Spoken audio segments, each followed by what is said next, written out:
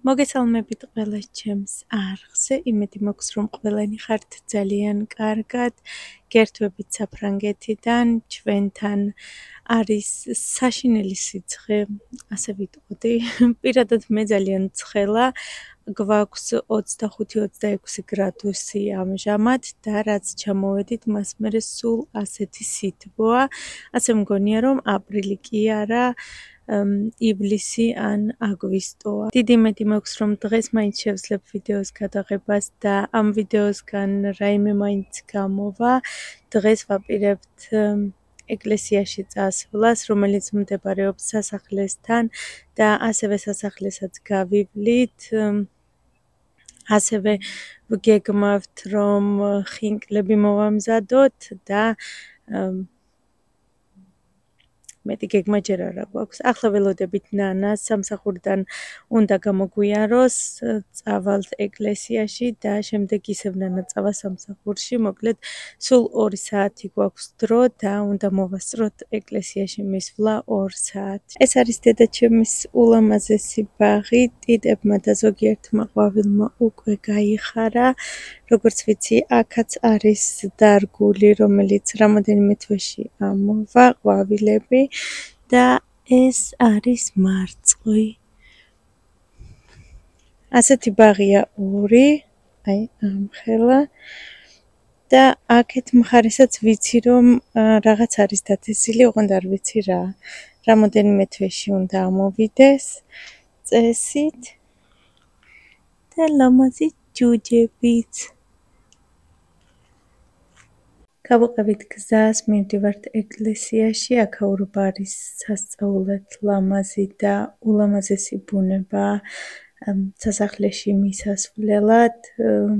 საერთოდ ეს ქალაქიც არის ულამაზესი, არის უამრავი სასახლეები და როგორც ვიცი, სამეფო ქალაქია, ამიტომ ძალიან ბევრი სასახლეებია გაშენებული. წინ მიდის ნანას მანქანა, ჩვენ უკან მივყვებით რომ გზა არ აგვერიოს და არ ჩამოვრჩეთ ერთმანეთს.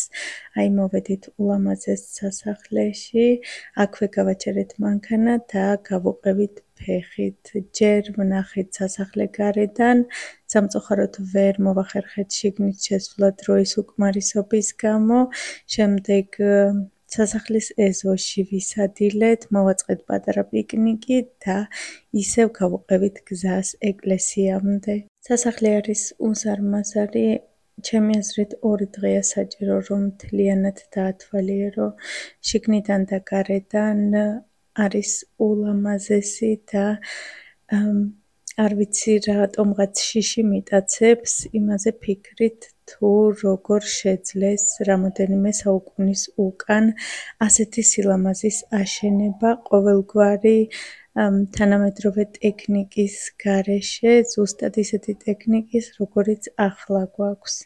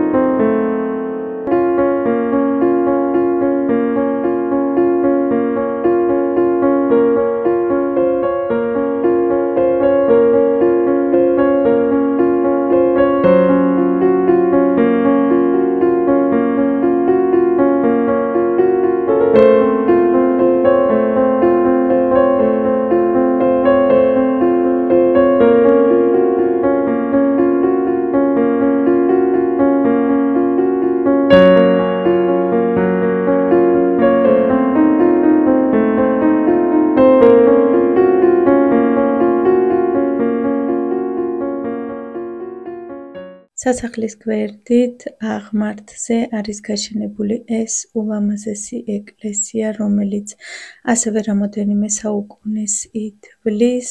ამ ეკლესიაში არის განთავსებული ორი სასაფლაო, სანტა მარიას და დედა ტერეზას სასაფლაო. შევედით შიგნით, დავანთეთ სანთლები, ვილოცეთ და წამოვედით სახლში.